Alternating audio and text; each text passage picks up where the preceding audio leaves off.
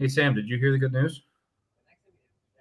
The Griffins are in the playoffs. Oh, God, here we go. Well, you weren't here last week, so you have to hear it. I'm sorry. I'm sorry I was battling my brain hurt. Well, your brain feels better now, right? Sometimes I don't have to listen to you talk about the Griffins clinching for the first time in 1,000 years. Okay, well, first off, it's been like 5 years, so chill out with that. Secondly, how can you look at that Swedish meatball and tell me that you aren't happy to see him in postseason action? It's all about the vibes here at the AHL pre-show, and we want to thank our audience for joining us this week because we got just more awesome AHL action coming down. The playoff race is tightening up. We got more teams clinching. But first off, I want to introduce my co-host here at TAPS, and we're going to start over here on that side. Oh, hi, I'm Sam. That's Sam. Yeah, I cover Wilkes-Barre Scranton Penguins, or to Andrew, it's the Wilkes-Barre Scranton Ostriches. Flightless birds all look the same to me. And down here, you know her by one letter, but we call her D. That's a good. That's you know what? That's actually a really good intro. It makes sense.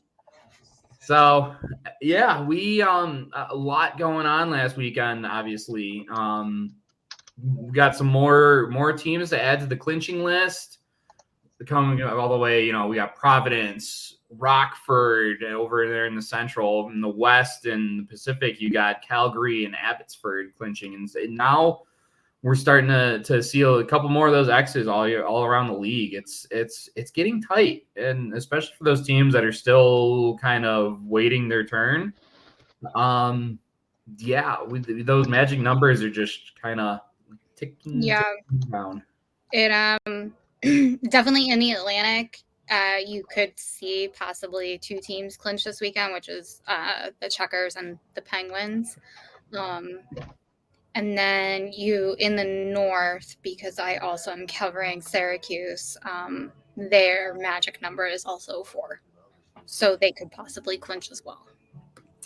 Yeah, you got Texas in the Central. You got Bakersfield with just one out there. I mean, we can kind of consider Bakersfield a lock, right? Like 1 point over your next however many games. Not only 1 point over in your next however many games, but you need one team to just get one loss in there somewhere. And I'm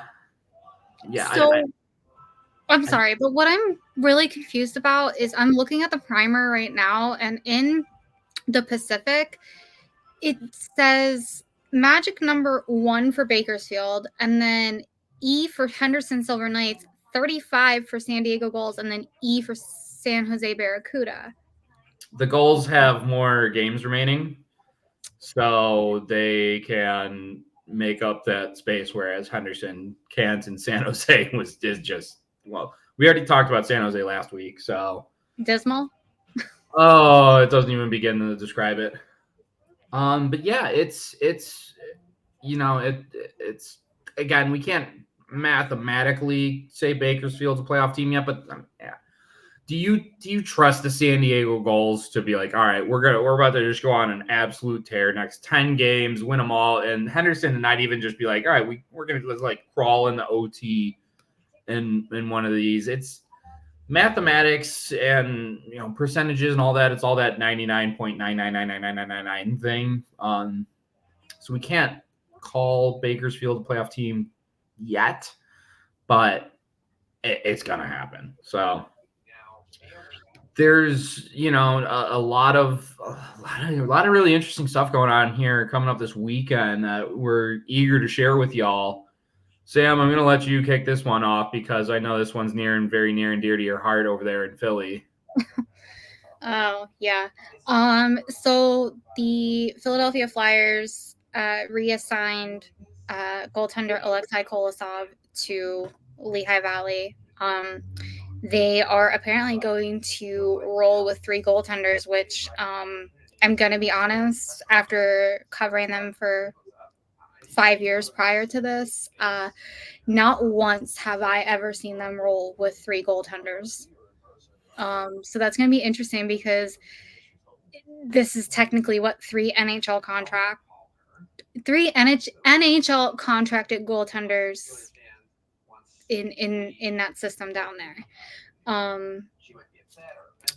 And I think Kolosov could definitely give them a push to get into playoffs. They're not far, but Springfield could go on an absolute tear right now and just jump that. And they're only 2 points behind.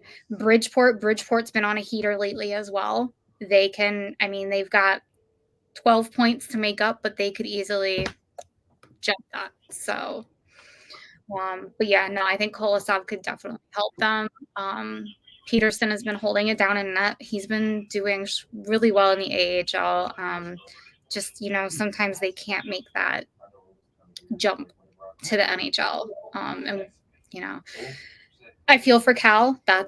He's an expensive goaltender, but and then you have Sandstrom, who the AHL is his bread and butter. So yeah, Sandstrom just came back down with Fedotov coming up in there, right? So now you got 1, 2, 3 if you want to throw Peterson in there, headed monster there for the Phantoms. You have to worry about Springfield potentially making a run, kind of nipping at your ankles there, but to go from a situation where you're like, we have an option in that, but I don't want to, give anything to, bad about Cal Peterson or anything, but now you feel like you have a couple more options that are, just got instill a little more confidence in the side there. And you know how teams play differently when they have different goaltenders in there where, you kind of have that rock in your net, especially during, this crucial stretch. It just means that much more this time of the year. So big news for the Phantoms. And with, going with a three-headed monster, Wilkes-Barre they've been bringing up Taylor Gauthier from Wheeling. So, he's also proven himself to be phenomenal in net this season. I've seen him post shutouts galore down in the coast. Not even shutouts, but just, 8-1 games, 8-2 games. Like, the kid's a monster. So, if they bring him up, especially for playoffs, like, I don't know. Wilkes-Barre is definitely they're gonna be in the mix. Mm-hmm.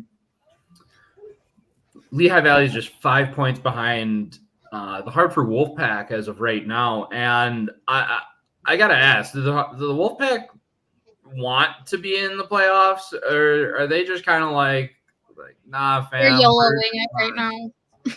They won 1 game in their last 10. It's not even bad. It's been abysmal. I don't really pay attention to the Rangers, but have the Rangers called anybody up? I don't think so. I know from the usual suspects, but I believe it's Brennan Othman. He's been kind of a solid for them this season. So if he gets back and forth. They acquired Nick Patan at the deadline. They have Alex Belzile, who's as steady as it comes there, and it's okay. You don't have Johnny Brodzinski or anything. You got Riley Nash. You got just a number of guys where, especially veterans, that you feel like down the stretch heading into the playoffs, they wouldn't be experiencing quite a slide like this. And I feel like the Pack are comfortably in the playoff race. I say maybe. I don't know about how comfortable. 5th in the Atlantic. They're still 7 points ahead of Springfield, and so it feels like they're not really in immediate danger, kind of just yet. But if they keep piling up these losses, could the Thunderbirds catch up to them and knock them out? I don't want to, put the Wolfpack in a situation where I got to knock on wood or anything. But you gotta show me something heading into the playoffs. I ragged on worthy of the playoffs. We're right here. However, gotta say, D, let's give it up to the Laval Rocket. They're hanging in there. D's hanging in there. I don't too. even know if I can be heard. I don't know if I can be heard. I heard. We hear you. I'm gonna burn it to the ground. I have actually no idea what we've been talking about. I've heard every third word. D is ready to send us all back to the Stone Age when it comes to technology. And, part of me is all about it if it means I can go back up to the mountains and just start living ferally once more. But is that even a word? I'm going to say it is. But, yeah, we're rooting for you, D. And the Laval Rocket while we're at it. They're still hanging in there. Another rough series there with the Belleville Senators because it's a blood sport when it comes to Laval and Belleville, and they're still hanging on to that 5th spot, 1 point ahead of the Utica Comets, 2 points ahead of the Belleville, and it's tentative to say the least. They have 6 games remaining. Utica's got 7. The Senators have 8. So you got to stay ahead of these teams, and you got to hope that they don't cash in those games in hand. It's always tentative when you need help from someone else to maintain your spot in the postseason. But hey, the playoffs started now. The Rocket are in it. She's trying. She's trying hard. It's crazy because we didn't see this. I'm trying hard. I'm trying to piece together what's being said. We appreciate that. Anyway, go Rocket. I love it. Good luck. I hope you have better luck than I do with Wi-Fi. The whole face palm go Rocket look is fantastic. We let it beat. Yep. Nope. Nothing. Nope. We'll come back to her on that. We're gonna shift gears, go from the north to the central, and I'm gonna take the anti Hartford here and just ask, can Rockford chill for a minute, because Grand Rapids had a comfortable lead there in the 2nd spot in the division, and now they're only 3 points ahead of the Ice Hogs, who have just been absolutely on fire. You talk about Cole Gutman getting Player of the Month honors, just been on an absolute hot streak in the month of March, and the 3 little piggies are there's more than 3 obviously, but they're charging up the standings right now, and it's making me a little nervous for the Griffins. Not that they're playing bad or anything, but Rockford's just they're hot, and the Griffins have 3 matchups with them in April, which it's almost kind of locked in that Grand Rapids and Rockford are going to be seeing each other in that 2-3 spot in the Central. And those matchups could very well determine who gets home ice in that series.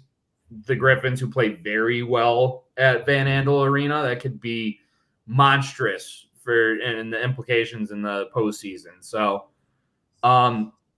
chill maybe a little bit, Rockford, just a little bit. I'm not asking them to fall off a cliff, but just chill out. They don't want to. Obviously they don't want to, but I'm asking nicely. They don't want you to ask nicely. Okay, then I'm gonna be mean about it. Yo, stop! Just stop right now. I don't know what to say. I mean, man, Texas has really kind of fallen off. After dominating all season long, it seemed the last couple of months have been really tough for them. Manitoba is kind of pulling away. I don't even want to talk about Chicago. It's just pain. That's all that's about. But I'm sorry that one of 2 of your beats are making the playoffs. It can never be both, right? It's always got to be one or the other. It's always got to be one. I don't really appreciate that, but And while some of these playoff races here, as we look forward, are maybe not decided, but the gaps have widened out a bit. I kind of want to shift back to the Rocket and really just the North in general, because of all of these clinching scenarios that we've had here, everything that's been going on. We've talked about this for several weeks now, but there's still the North Division is still yet to be even one team clinching, and it's just absolutely wide open. It feels like even Rochester or Toronto could jump up and maybe, I don't know about take the division crown, but everything is still in play for all of these teams here. And Sam, do you see anyone who wants to reach out and crown themselves king of the North? Gotta go with Syracuse. Well, yeah. I mean, you always just go with the number one squad. I get it. No, I mean, it's such a tight division, and it always has been. It's just like the Atlantic. Mm-hmm. Yeah, I mean, I made the case that it's tighter than the Atlantic. See, I was gonna go that route. I mean, think, yeah.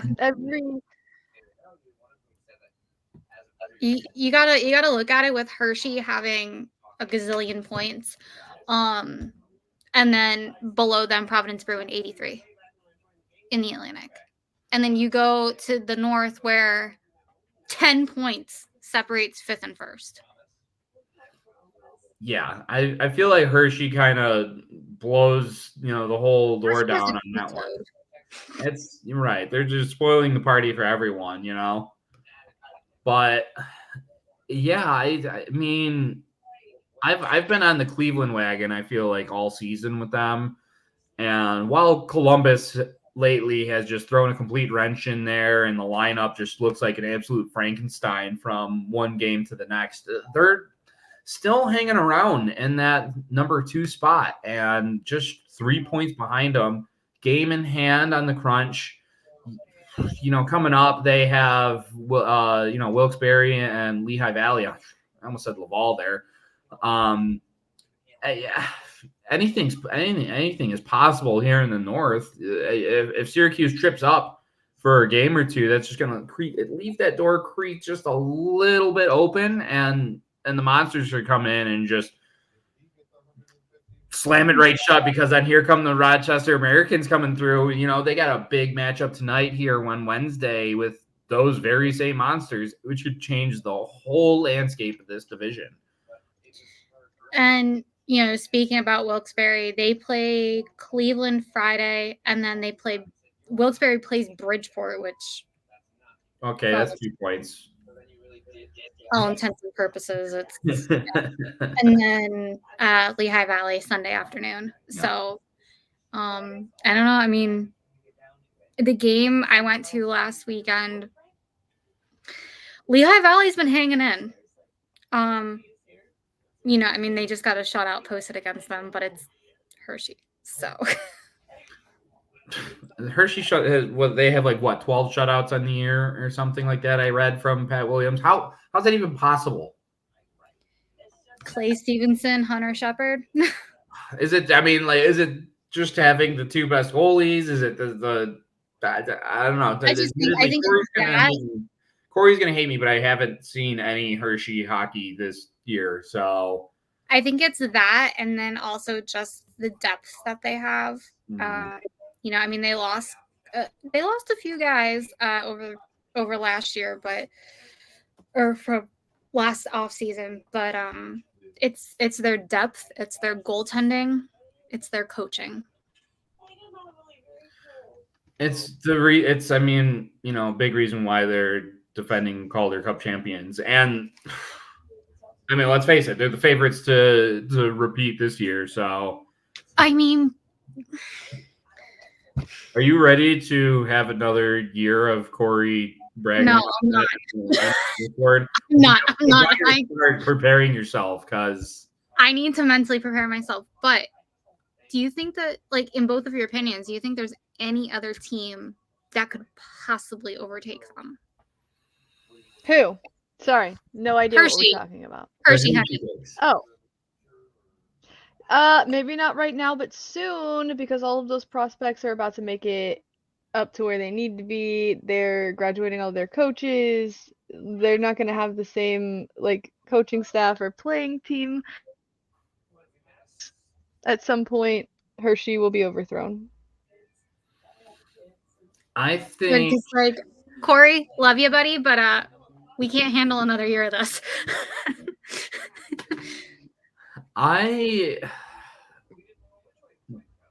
when I look at the numbers, if you're looking in the division, maybe the Baby Pens do have the best shot because in the playoffs, okay, who's your most important player in the playoffs?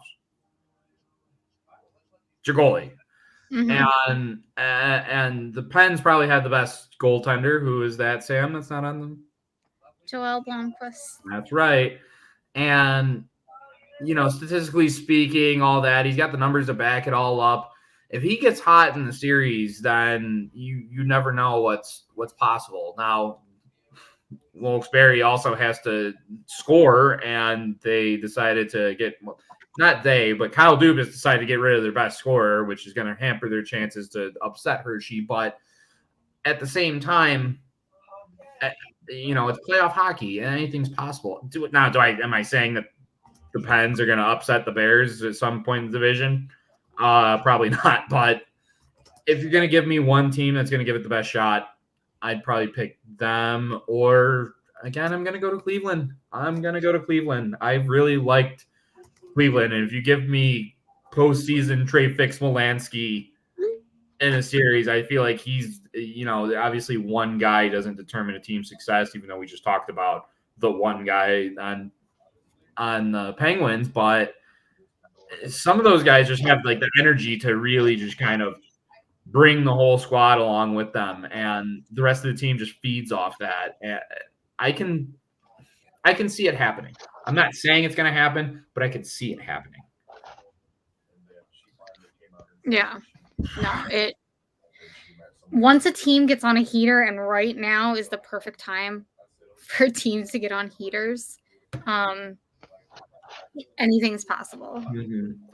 So, the shorter list at this time of the year is who's not in the playoffs. Well, currently in the playoff picture. But I want to look at like who we see on the outside who might be able to sneak in and make some noise. We've talked a little bit about Springfield. I like a lot of what they have going on. I think it's been really tough for them to kind of bring it all in together. But there's just a lot of energy in that lineup from top to bottom. And they have a lot of guys there who have done it at this level. You're talking about Jacob Vrana, Ryan Suzuki, Will Bitton. A lot of these guys have that experience in that postseason style. If they sneak in, it could be dangerous, but they got to get in. And for Wilkes-Barre, I want to make sure. I know that Jonathan Gruden went down whatever night I was there, I forget. So it hasn't been said if he's back yet or not. So that's kind of a key piece. But I mean, the guys ended up winning in OT. Corey Andonovsky, love that man. And Avery Hayes got his first AHL goal. Congrats. We always love to see it. Nicest kid, most polite kid you'll ever meet. But anyway, the Pens, the big boys, are deciding that maybe we want to go to playoffs this year. I think, what are they, 3 or 5 points out? I forget. So yeah. Yeah, it's a wild scene this time of the year. Obviously it's not playoff hockey, but for a lot of these teams, it's fight or die. So it's like that precursor to playoff hockey, and it's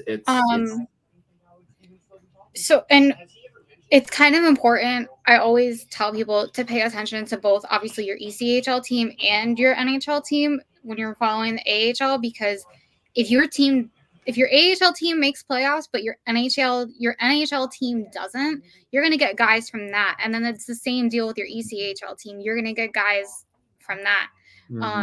So who is the Toledo, right? Yeah, the Walleye. Yeah, they're going. They're going. They're in. They clinched a division. Yeah. But like something like Lehigh Valley, Reading has 5 games to go. Could they possibly catch up? Yes.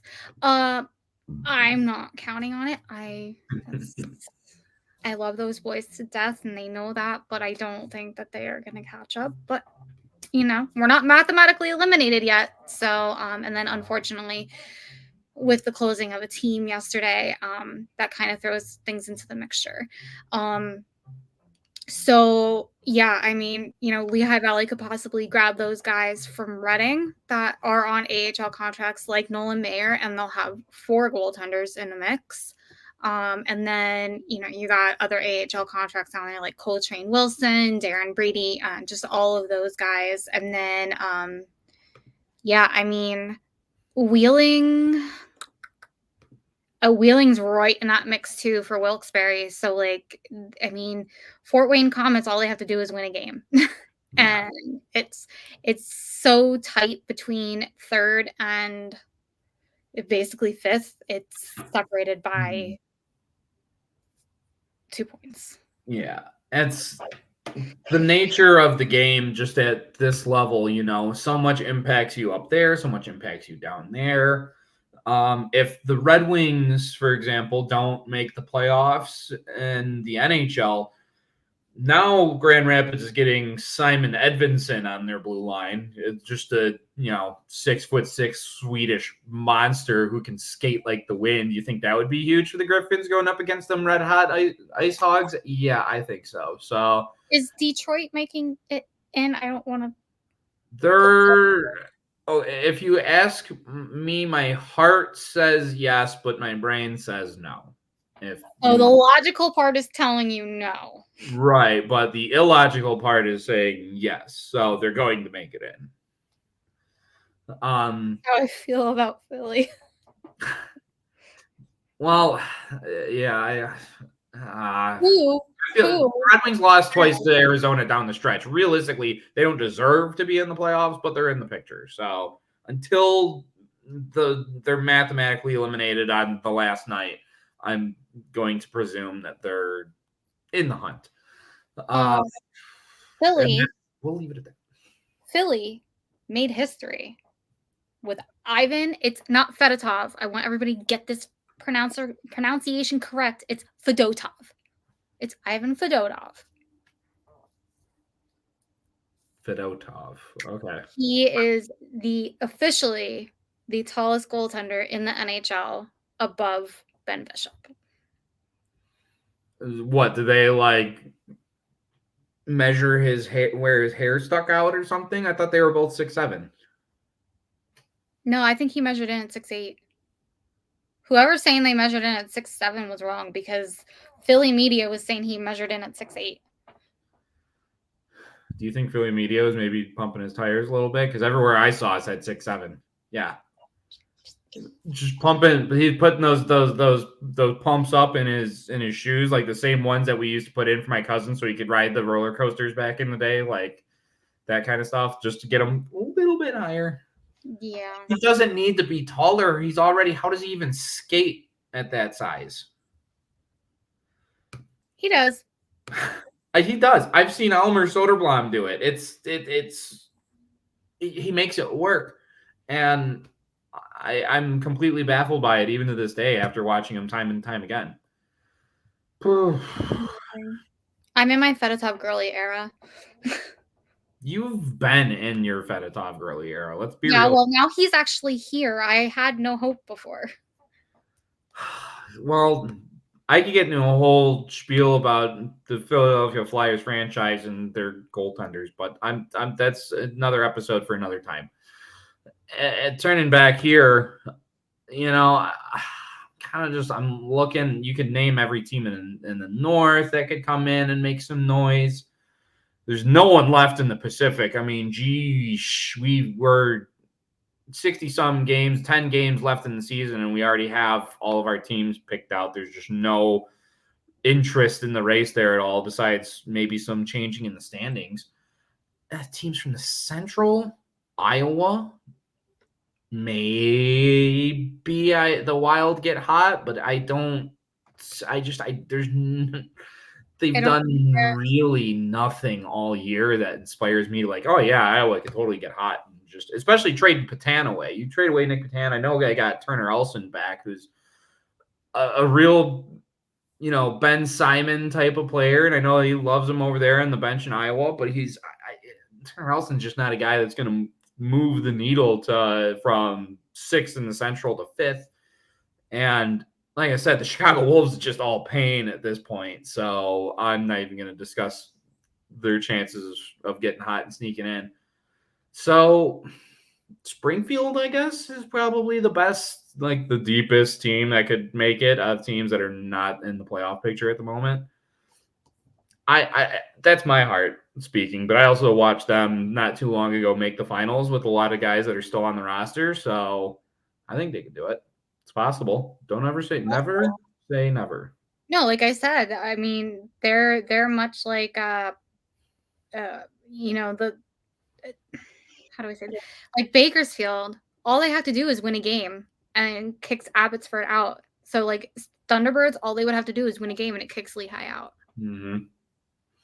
So, but I think this is around the time or the week where the AHL is like, yo, we're done. Everybody who's in is in. They've clinched. Mm-hmm. We're tired of counting. I'm tired. I'm kind of tired of magic numbers at this point. We've been counting for weeks now. So as we kind of, look ahead this weekend, for the big games that are coming up, we mentioned, obviously, Wilkes-Barre's schedule. Grand Rapids and Rockford this weekend is. I know I'm beat biased, right? But you got the 8-2 in their last 10 Rockford Ice Hogs, along with the Griffins, going head to head for a home and home series. I know I spoke about the implications. It's just I feel like that's as big as it gets, but. I think my broadcaster in Wilkes-Barre is going to have a minor heart attack this weekend because I'm making 2 games. So that would give me a heart attack. I think he's going to be like, ma'am, are you okay? Yes, sir, I am. My ECHL team is away this weekend. I have nothing better to do except come here, watch hockey, and watch more hockey. Don't frame it like that. You got nothing better to do. Say, I want to be here for the playoff run. I mean, obviously, he knows I said that to him last week. I said, I'm going to be here for playoffs because, it's but I'm literally going there, watching hockey in front of me, and then watching hockey on a screen because my team's away. To our listeners, ask Andrew, I have no life from September to June. I mean, there's no life June to September either. I was going to say, what happens after that? Nothing. I don't know. I had really, I don't have any friends. My only friend is my roommate and her dogs. So. Jesus, that sounds depressing. I've been working from home for 4 years. Okay. Go outside, Sam. I don't get out much. You should. Okay. I did go to the bar last week. There you go. So anyone that's in the state of Pennsylvania, if you're looking for a friend, we have someone who might use a friend or two. So. Yeah. Hi, guys. I'm really nice. I mean, sometimes I can get mean, but it's usually Andrew who makes me mad. You're a Philly fan. You were like this long before I came into the picture. Oh, Andrew, I love you. I know you do. You make it sound like it's terrible. Well, pros and cons to it. Oh my God. So segueing from that into let's look at some matchups in the league if the playoffs did in fact happen today. Looks like we got Charlotte and Lehigh going at it, Wilkes-Barre and the allegedly hapless Hartford Wolfpack. That should be a nice clean sheet there for the Pens. In the north, you have the Marlies and Laval. Then you got the Monsters in Rochester. And the central, we already talked about the Griffins and the Ice Hogs. Texas and Manitoba, that's going to be a heavy-hitting one there. And then you got the Frankenstein of the Pacific.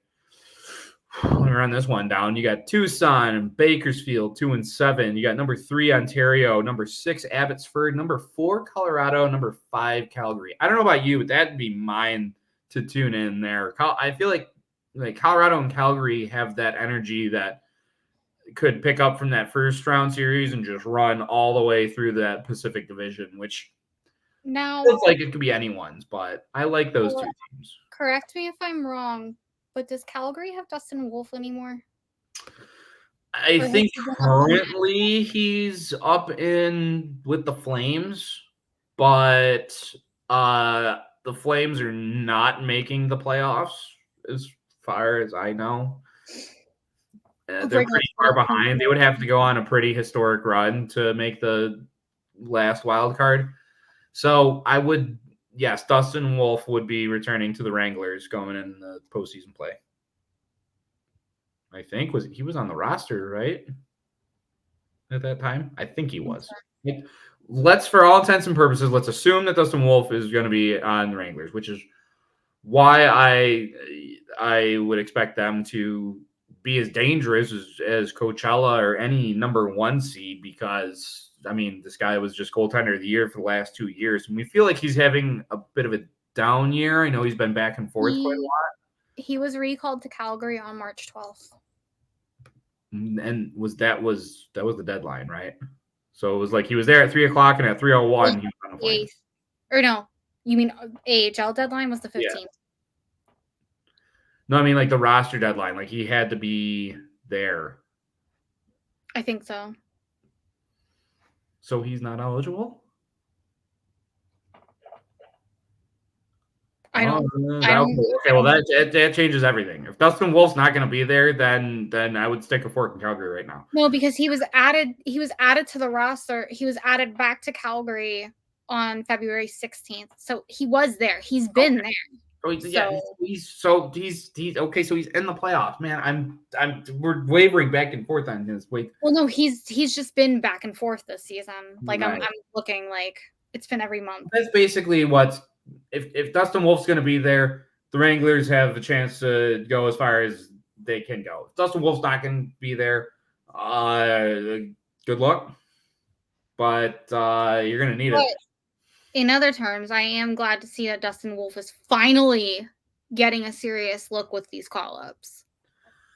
Yes, but why did they waited until it was one of the worst Flames teams I've ever seen before? Be like, okay, now we'll give Dustin Wolf a look. And it's like, well, now he's getting lit up because he's got no help in front of him up there.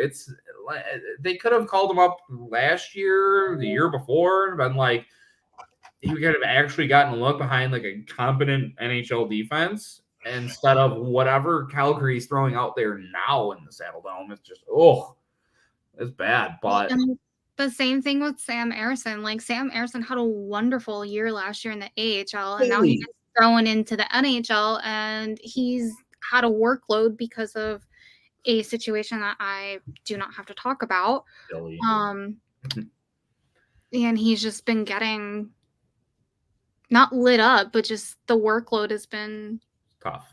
It's tough. It's a tough league for young goaltenders to come through, and anyone. I'm looking especially at like Detroit fans who looks in like Grand Rapids and expects Sebastian Cossa to be their savior. At 21 years old, unless you're. I don't even think Vasilevsky was up in Tampa Bay at 21. And if he was, he certainly wasn't saving the franchise. So be patient with these goalies. Let them work their way through. Develop. And even if they go up into the NHL and struggle, that doesn't mean that they're terrible and then you go and cast them off, because that's how you end up with Aiden Hill, and now you're watching Vegas run away with the Stanley Cup with your team's cast offs. Do you guys want to see that? I'm sure Columbus fans are like, oh yeah, William Karlsson, we love watching him raise the cup on another team. That's wonderful. That makes us feel great. I personally don't. I would want them to see lift the cup with my team. So be patient. Patience is the name of the game. And I can literally hear the Philly fan base now. Wade Allison got traded to Milwaukee. There he goes on a playoff run. Yeah, you're right. He got traded to a team that he needed to go to. It's all about patience. That's the name of the game. I mean, though, with someone like Wade Allison, he was kind of already there. He knows what it takes to be in the NHL. So for him to still be in the AHL, I mean, Nashville had to put him somewhere, and I don't think they had the room for him on that roster. Tough situation. So yeah, we got a couple more weeks of this, and then it's playoff time. Yeah, I'm pumped. I got at least one beat that's going to be in it. So are you going to go to any games in person if they make it? Hopefully the ankle should be good for that. Yeah, it's a bit of a tough situation considering next week I'm having surgery again to take. They got to take the bolt out of my foot. So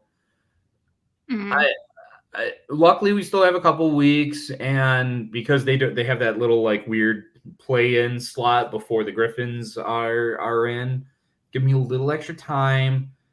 And I should be able to walk up the steps to the press box by playoff time. And if not, an elevator?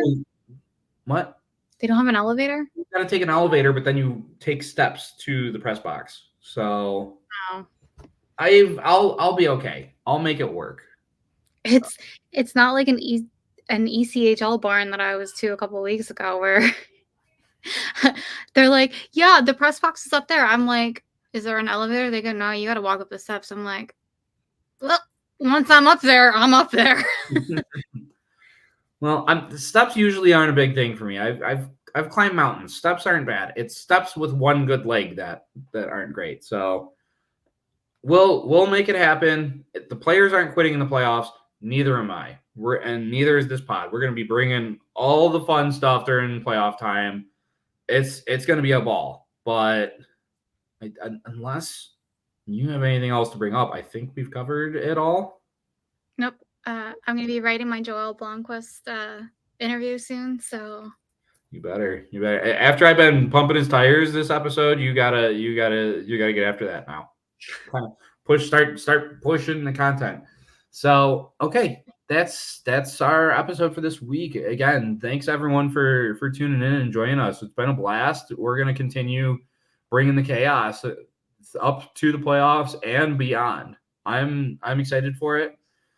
That's Sam over there.